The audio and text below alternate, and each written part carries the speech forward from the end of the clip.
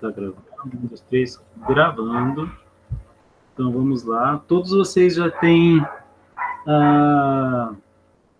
o arquivo, né? O PDF do livro, né? Receberam? Vou mandar de novo lá, caso não tenham recebido. Vamos lá.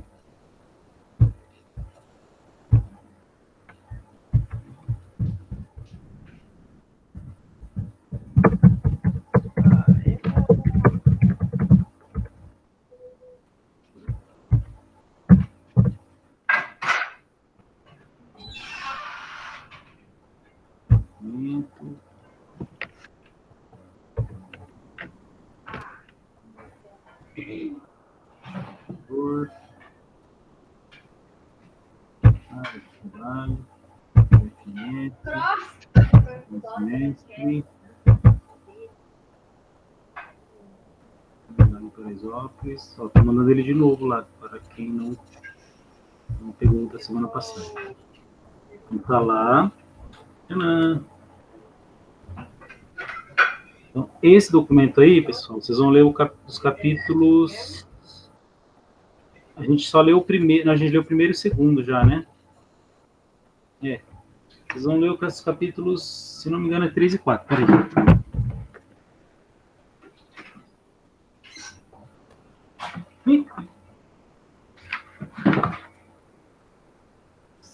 Capítulos 3 e 4. Eles são bem curtinhos, tá? Vou dar até os.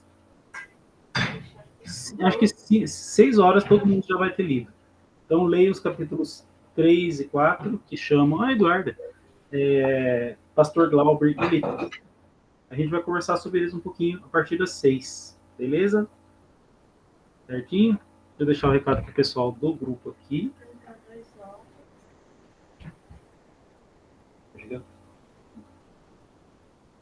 Pessoal, quem for chegando, vai lendo até o capítulo 4, né, os capítulos 3 e 4, tá? Tinha o pastor Glauber e Letícia, e a partir das 6 a gente volta lá para a sala, né, ou volta ali na sala e conversa a respeito, tá bom? Abraço e até mais, quem for aparecer ainda. Certinho, pessoal? Então, até daqui a 25 minutinhos. Beleza? Vou fechar aqui. Curtinho? Até mais. O áudio. Sim, mas quem não, durante a semana não vai para.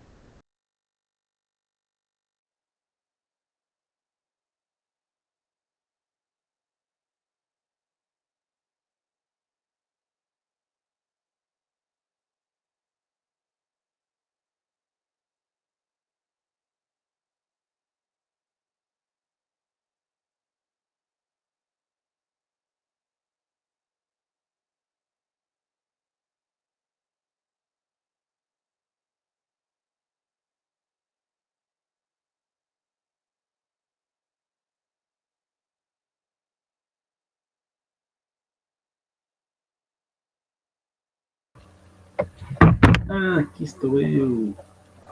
E aí, pessoal, deu tempo todo mundo de ler? Conseguiram ler? Sim?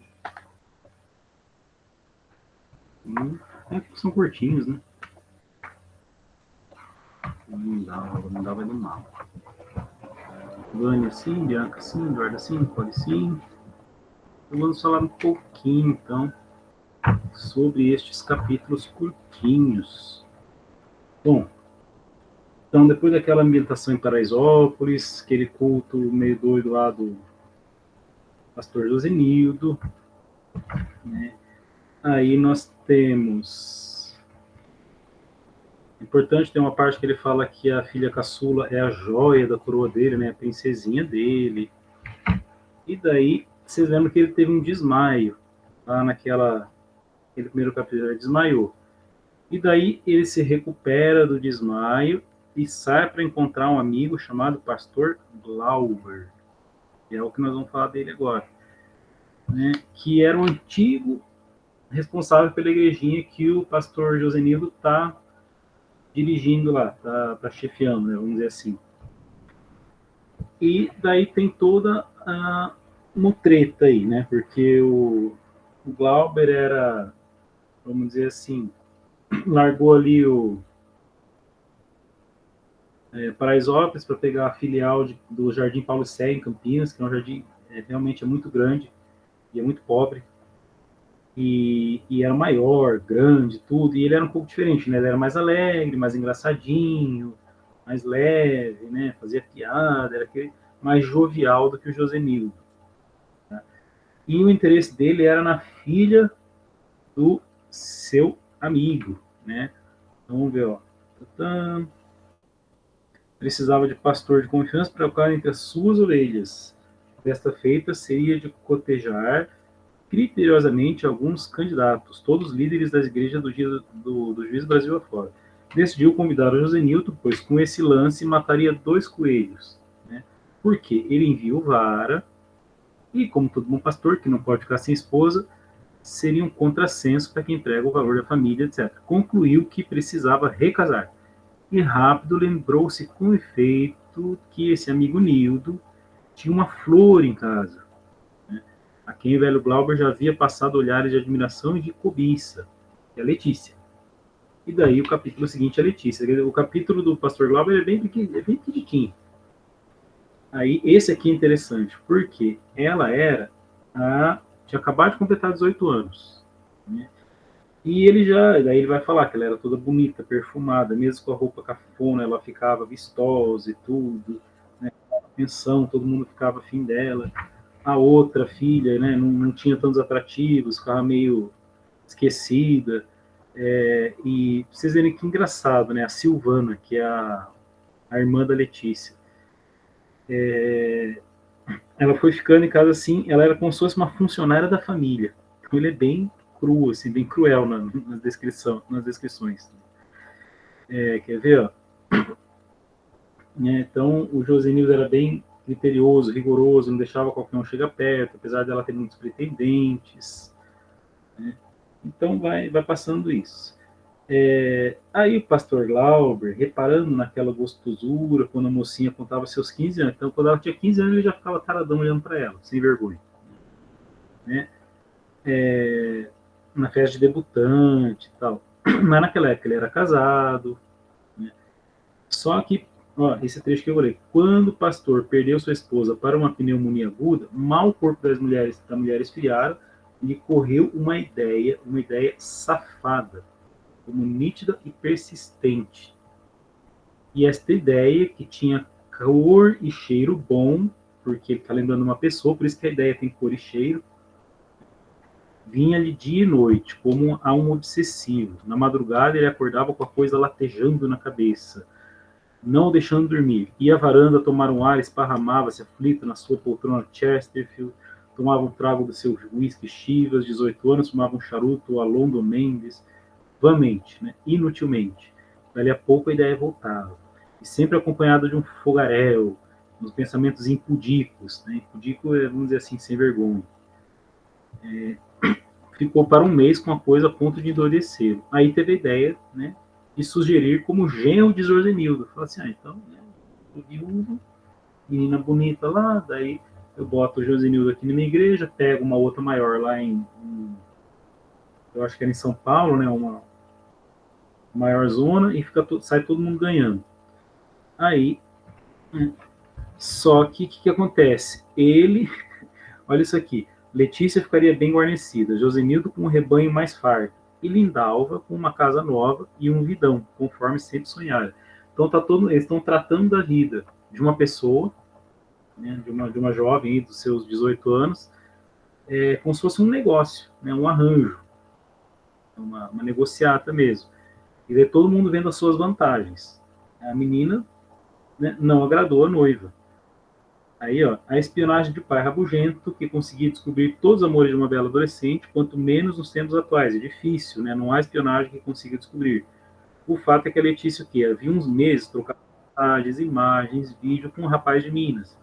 O Henrique, moço também crente, mais ou menos da sua idade, bonito, de boa família, aguardava ansioso a chance de vir para São Paulo e conhecer a amada e encarar a fera do Josenildo. Então o rapaz estava decidido, né, a noivar com a menina.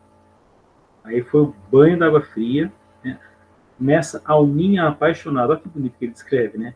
Quando o pai se trancou com ela mais a mãe no quarto do casal para revelar os trâmites já avançados com o Glauber. Então, assim, né, ele já estava arrumando o casamento dela sem. A menina deu risada, né? Achou que era brincadeira. E daí, quando viu que a coisa era sério, gritou, chorou, esperneou, fez tudo que era rebeldia. Né? Aí, o que o Josenildo fez? Agora vamos se colocar no lugar dele, um cara que cresceu na broncura, lá, né, debaixo do chicote, como é que fala, com couro no lombo.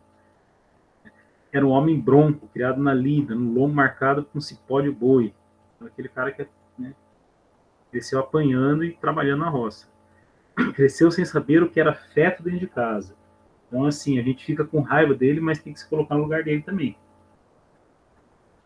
Nem um colo, nem um beijinho na testa que fosse. O pai era um beberrão violento e a mãe, uma velha e cardíaca, morreu do seu parto. Então, uma culpa que ele trazia consigo. Então, ele tinha um pai bêbado, que batia nele, não teve mãe, porque a mãe morreu no parto dele, daí ele carregava a culpa, porque ele achava que a culpa da mãe ter morrido era dele. Os irmãos maiores conheceu pouco, cada qual tendo ido cedo para os seus rumos da caça de vida melhor. Então, não conheceu os irmãos. Se acostumaram a mostrar pouco nenhum carinho aos seus filhos. E não é que não fosse de má índole. Então o próprio narrador vai falando que ele não era de má índole. Né? Ainda que ele tivesse fazendo alguma coisa que ele sabia que era errado, que a gente já viu lá atrás. No fundo do seu peito, ossudo, se agitava alguma coisa, uma candura, um ardor paterno que queria amolecê-lo e fazê-lo abraçar os seus pequenos, dar-lhes beijos e confessar-lhes seus sentimentos íntimos. Então ele queria mostrar carinho pelos filhos. Tanto mais diante do choro da sua predileta. Ele já falou que a Letícia é a predileta dele. Né? Vamos lá. Predileta. A menina dos olhos. Sua menina dos olhos. Menina dos olhos é uma expressão assim, aquela, né, preferida mesmo. Mas era fazer isso e ver os filhos o desacatando, fazendo de palhaço. Então ele achava que se ele mostrasse carinho para os filhos não iam respeitar ele. Então ele tinha que ser duro.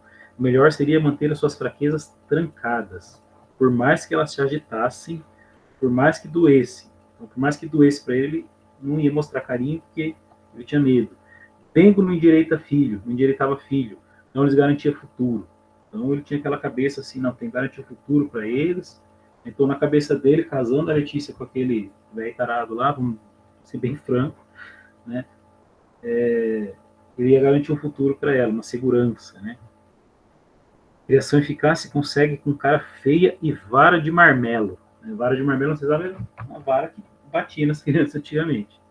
Era assim que ele matutava essas questões e quase ninguém nesse mundo, além de Lindalva, podia demover suas convicções de homem teimoso. A única pessoa que podia fazer ele mudar de ideia era a esposa dele, a Lindalva. Mas nós vamos ver quem é a Lindalva no próximo capítulo. Mas aqui já vai falando. E daí tem as conversinhas de vizinhança, né, o pessoal falando, porque daí ele deu uma surra na menina, né, ele fala assim, que um jeito de bater em homem, né, então ele bateu nela como se estivesse batendo no outro cabra lá, violento mesmo.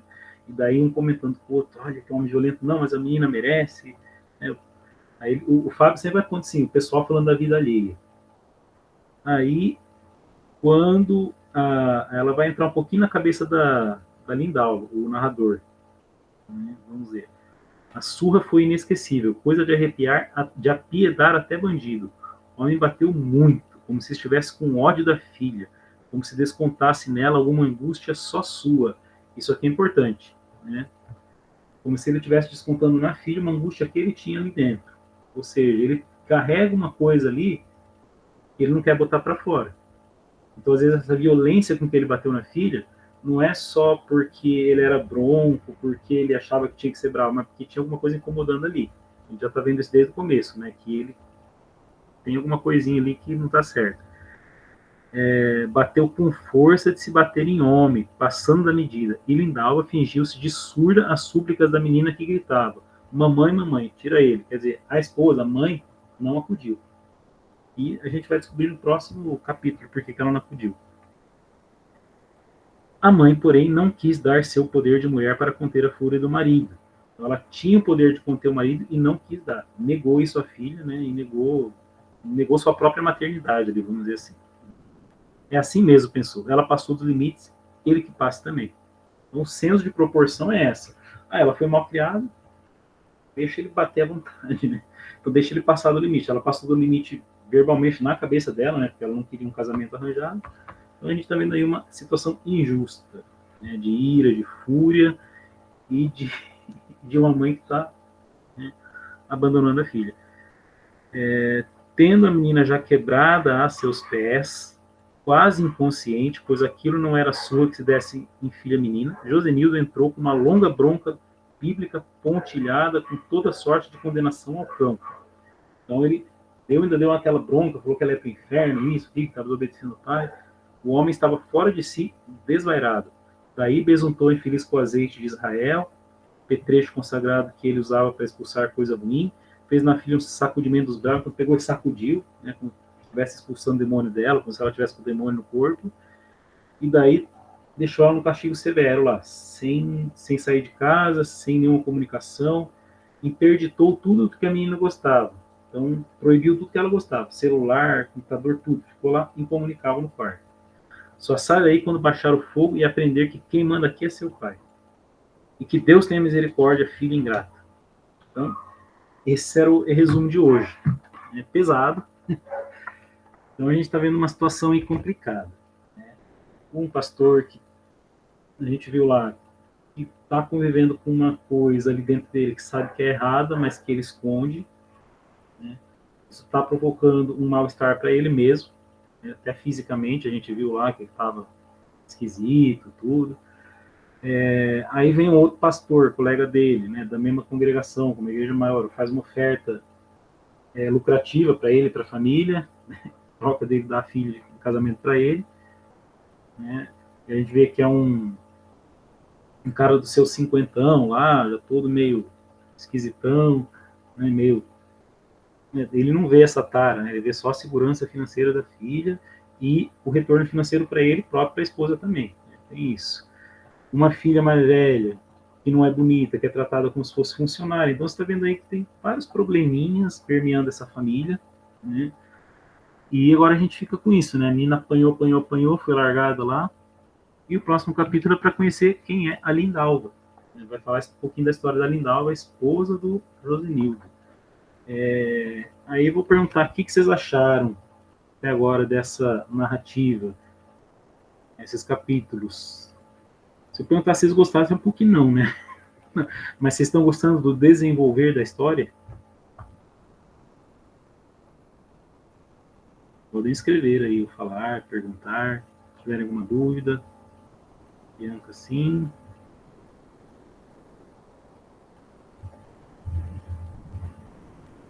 Talvez tenha dúvida. Podem falar e perguntar agora. Agora é hora de vocês se manifestarem.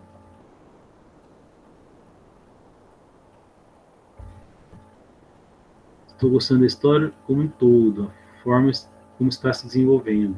Legal, Lorena. Que bom que você conseguiu participar hoje. Professor, seria um homem lombo marcado com cipó de boi. Então, lombo marcado com cipó de boi é o seguinte, couro de boi, ou tripa de boi, tá? Couro de boi, tá? Como se fosse um couro de boi esticado com uma cinta e ele apanhava de cipó de boi. Cipó, no caso, é um pedaço do couro do boi, tá?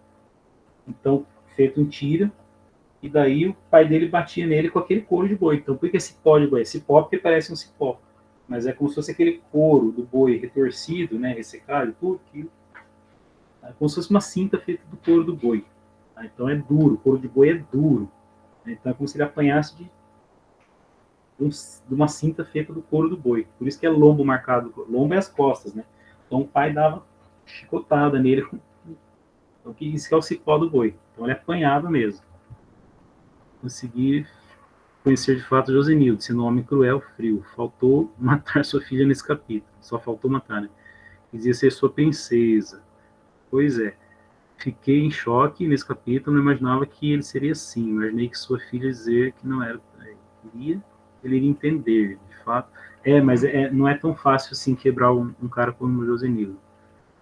Amava verdadeiramente seus filhos. A outra era feia, ajudante de mãe. Então, tem umas relações meio disfuncionais aí, meio estranhas, né? Bonachão é bonzinho, legal, sorridente, jovial, tipo Papai Noel, assim, sabe? Bonachão. Ri com facilidade. É isso. Esclareceu a dúvida?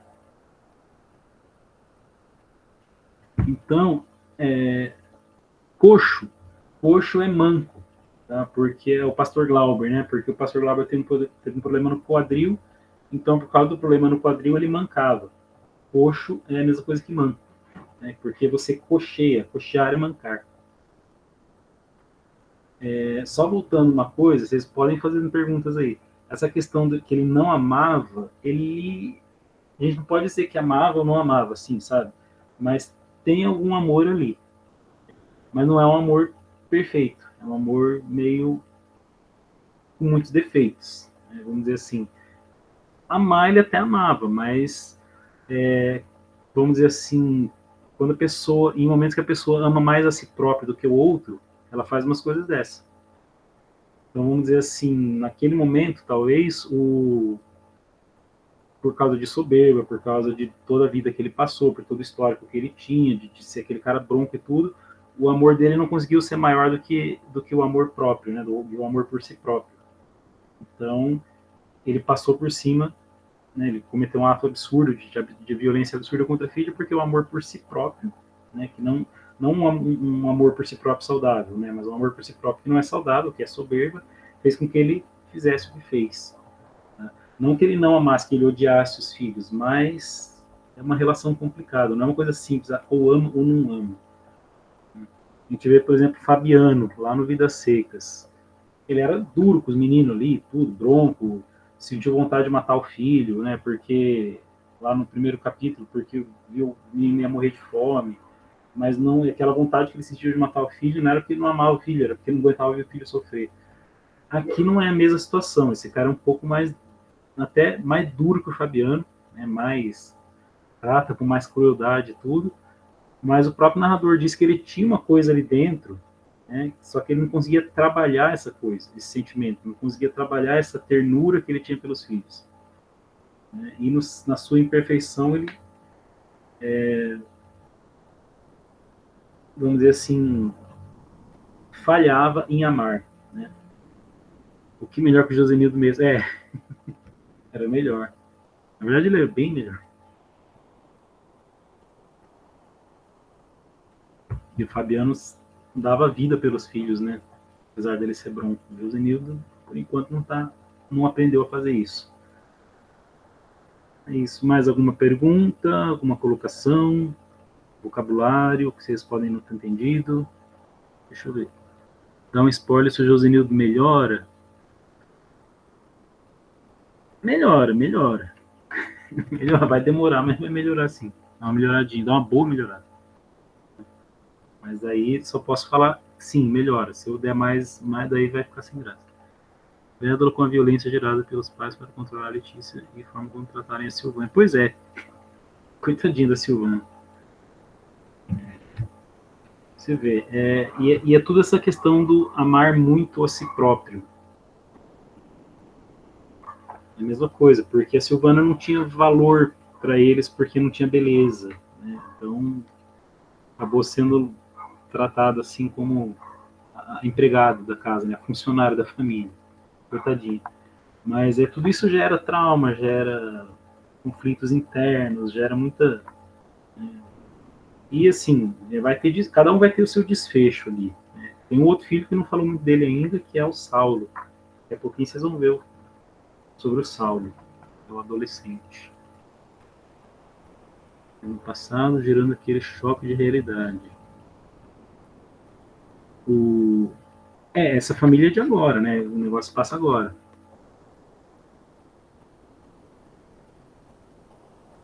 Porque ela trocava mensagens pro celular e tudo. Ah, família no passado. O Josenildo e a. Ah, sim. O Josenildo e a Lindalva lá no passado. Sim. Daí o choque da realidade que eles viveram lá e a realidade que eles vivem agora. Sim, verdade. Quando eles chegaram em São Paulo e tudo isso. O choque da realidade que eles têm, exatamente. E... o próximo capítulo. Não.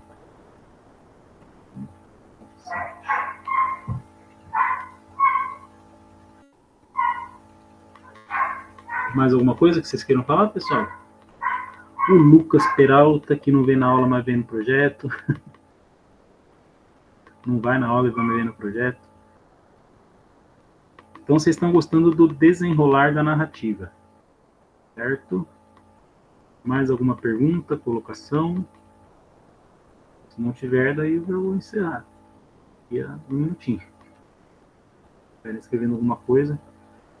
Os esclarecimentos que eu estou dando estão melhorando a leitura de vocês, estão ajudando vocês a entender melhor os conflitos internos de cada personagem. Vamos pensar sobre eles.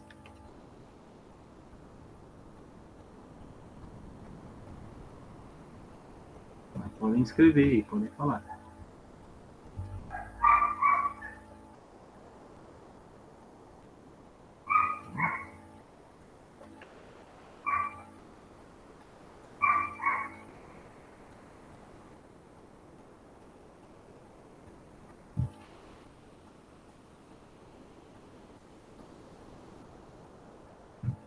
Não?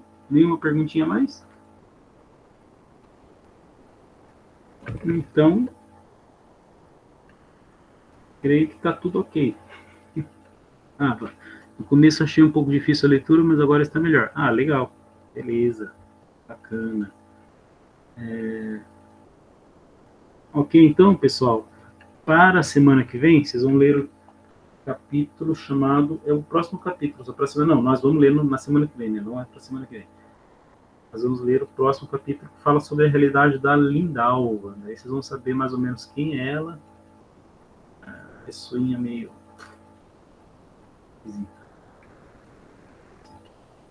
1, 2, 3, 4, 5, 6, 7, 8, 9. Só a Lindalva mesmo. Então, é isso, pessoal. Obrigado pela presença de vocês hoje. Obrigado por comparecerem, por participarem, por estarem lendo no dia. Tá? E semana que vem a gente vai ler o capítulo relativo a Lindalva. Então, vamos conhecer um pouquinho quem é a mãe da Letícia. É essa que se recusou a evitar que acontecesse tudo que aconteceu. E deixou acontecer e ainda endossou o negócio. Tá bom? Então, obrigado, gente. Vou encerrar a gravação. Agradeço novamente e até mais, gente. Boa noite.